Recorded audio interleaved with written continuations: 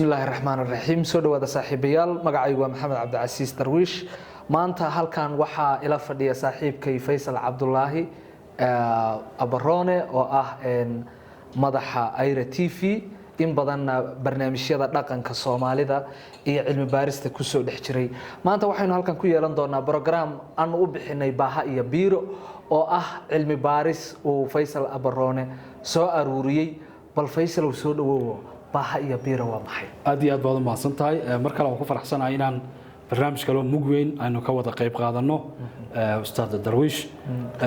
anuguna dareen uu socon doonaa dad badanna waa qayb gali doonaa insha Allah waan rajaynaynaa in dad badan ka soo qayb galaan waayo dad badan oo dhaqan iyo xeer yaqaan ah oo Soomaaliyeed oo daafaha dunida jooga wadankan hadda aan ku noolnahay degan baa jira iyaga laftooda waan u gacan haadin doonaa haddii alla yiraahdo waan kaaga mahadcelinaa soo dhaweyntaada diiran haddaan u guda galo su'aashaada baaha iyo biiro waa laba weerood oo la isku sidkay oo aniga igu dhaliyay marka aan in badan wax baarayay oo aan arkay ummadda Soomaaliyeed sabanka ay soo martay waxa ku dhici jiray ama la kulmi jireen dagaalo waaweyn oo gudahooga ah iyo kuwa cadowga ku soo qaado waxa ku dhici jiray abaaro ba'an waxa sidoo kale halakeen jiray xanuuno saddexda arrimood waa saddexda ugu muhiimsan ee abuura waxa loo yaqaan dagal doorsoonka ama ummadda dhalan roga ama hayaan abuura hayaan kasta deegaanka laga hayaamo deegaanka la tagayo markasta oo ummaduhu ay hayaamaanna waxa abuurmaya isbahaysiyo iyo gaashaanbuur cusub marka baaha iyo biiro waxay ku qotontaa gundhiga qaabkii ay Soomaalidu inta arre eedag u dhaxsunsumaan ee hadba u abuurmayeen qolo cusub marka abuuritaankani iyo geedigan iyo meelaha kale la tagayo ayaa waxaan ka soo dhax saaray qaabka ay Soomaalidu isu caawin jirtay ninka marka laga gol roonaado ninka awoodda leh waxa la oran jiray ama buurhow ama buur ku tiirsanow maalina qabiil baa buur ah midna waa kii buurt ku tiirsanaa kii buurta ahaa maalin sahan dambe isagii noqonay mid kale ku tiirsan sababtoo ah waxa dhulkeena ku nool awoodo qarsoon oo wax burburiya oo aanan u ogolaan dadka Soomaalida inay noloshooda noqoto mid sees leh oo meel loogu soo hagaaga marka horta baaha iyo biiro horta waa qayb kamid ah isbedelka bulshada ku dhacay eray bixinta marka hadaan fasiro eray bixintu waxa weeyaan baaho waxa loo adeegsadaa waa halkay baahi ka timid baaho waxa weeyaan marka reer kala doonayo inuu weydiisto dagaal baan galeynaa anagoo reer hebel ah ciidan waanu haysanaa nagu filan laakiin baaha ayaan kaga baahanahay waxaan kaga baahanahay inaad gamaanka fardaha nagu caawisaan agabkii fardaha cunno wixii aad haysaan oo gasiin ah geel hadaad haysaan wax waliba oo ama maatidii aad si daryeeshaan iyo ubadka maatida kuma jirto dadkan dagaal madama ay aadayaan wixii ay ku dagaal gal lahayn intaas baa la rabaa marka baahan idin kaga baahanahay haddii marka reerka loo tagay ee baahada laga helo xeer baa la qotominaya xeerkaasi wuxuu sheegayaa in la isbaaheeyo oo reerka baaha wadaag ay noqdaan haddii marka aad laga waayana reer kale uu aaday waayo waaga hore dagaalada Soomaalida gudahooga ka dhaco la isma gaadi jirin sida hadda xilli baa la isu iman jiray meel lagu dagaalamo ama golo meelaha lagu dagaalamana meel la cayimay ahayd oo ma ahan meel godad inta la soo galo la isgaado ma ahan marka inaga gumeed ma jirin marka reerkan marka uu marba baa raadiska yahay kuwi uu la dagaalamayo way og yihiin cid soo baahaysa cid ma reerkan baahadoonka way og yihiin marka gobonimada marka jirtay way ka faa'iideysan karaan reerkan maadaama ay maanta awood lahayn inay ku durduriyaan ma sameynayaan marka gobonimada ilaalinaya oo bowdurgeed maalinba mid way sugayaan marka inta marka ugu dambeeyay reerkan baahada waxa laga yaabaa reer kale ka soo helo oo xoolo iyo wixii de rag u baahnaa oo saad iyo agab ah oo soo helo horta baaha taas la yiraahdaa biiro waxa weeyaan sida ereyga hore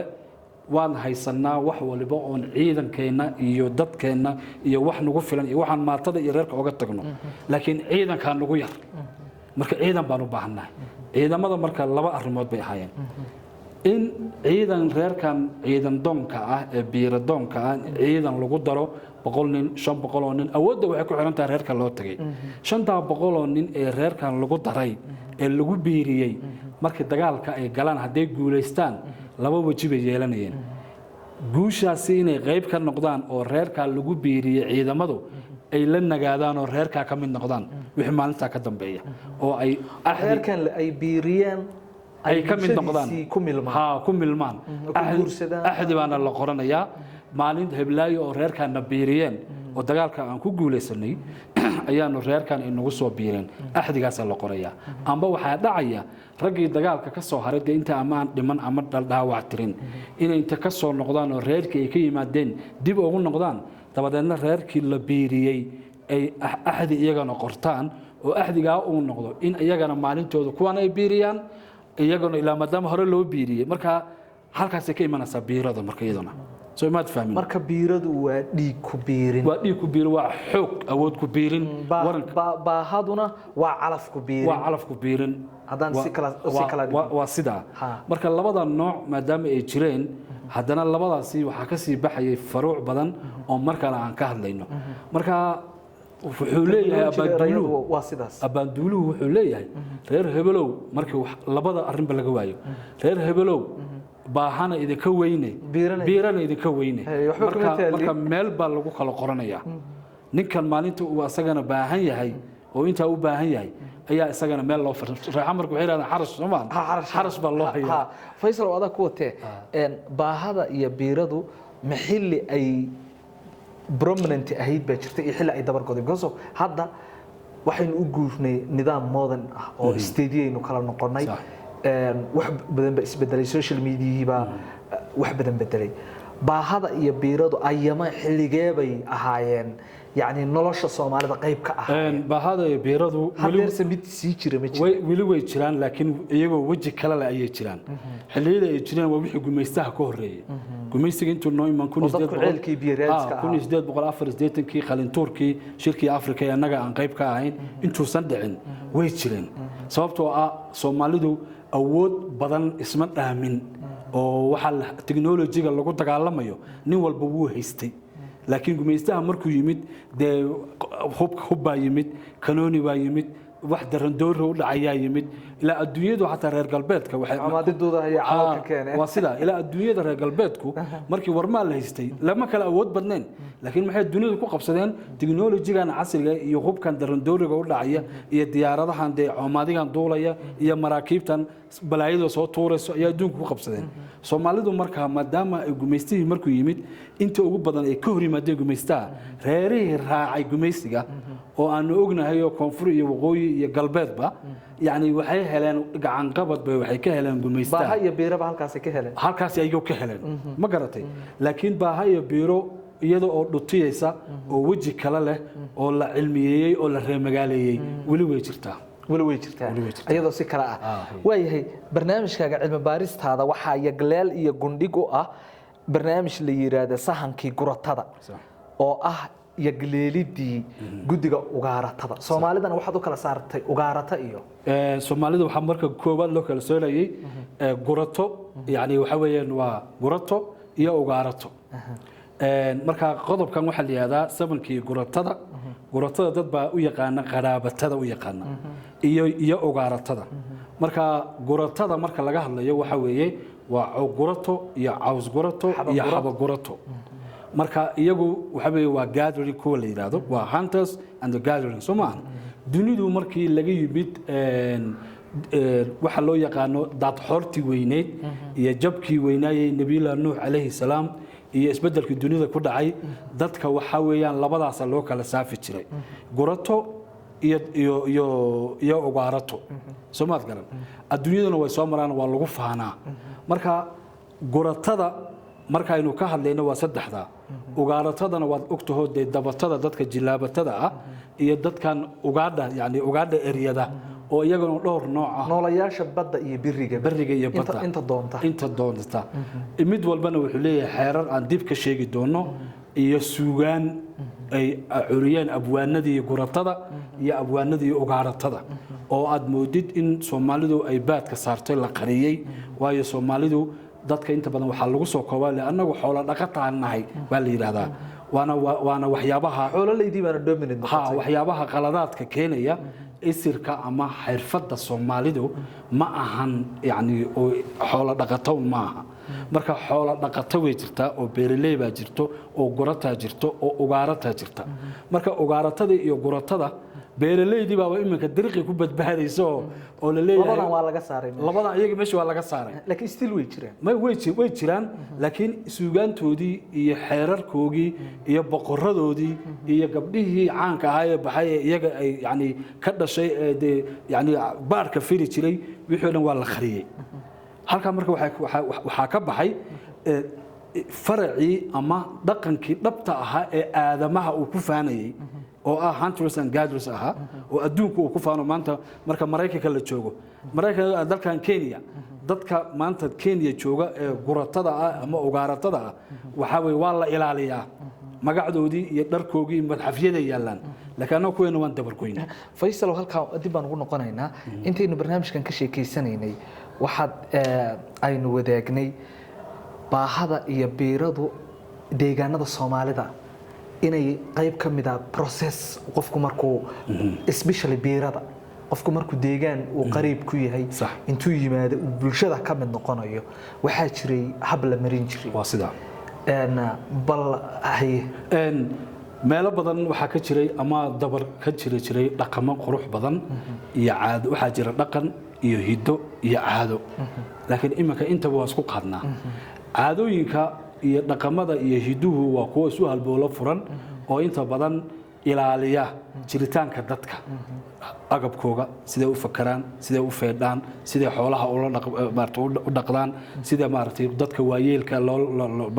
loo soo dhaweeyo waxyaabo badan beerada markaan u imaano waxa jira hadda tusaale ahaan gobolkan hadda loo yaqaan koonfur galbeed oo kale waa macmuuman in general gobolka hadda koonfur galbeed ama dadka labada webi u dhaxeeya waxay leeyihiin dhaqan aad u qiimo badan oo u baahan in ummadda Soomaaliyeed ay ku faanto dhaqamadaasi marka waxaad moodaa geeleydii ayaa waxay ka dhigtay dhaqamo aan jirin oo aan ku habbaanan ama aan la jaan qaadi karin nolosha maanta ugu geeleydu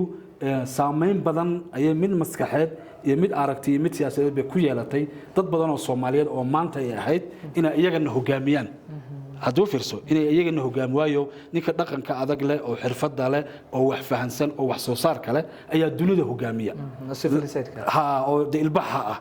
laakiin anaga sidii kale u shaqeynaa waxa jira caado la yiraahdo aduud baa la yiraahdaa aduud waxa weeyaan waa deegaanka dadka degan ee xeerbeegtidooda iyo dhaqan yaqaanka iyo qoorweynta ayaa waxay leeyihiin dhaqankaasi ama aragtidaasi qofka u yimaada qaabka loo soo dhaweeyo labada webi wixii ka jira waqooyi baa loo yaqaanay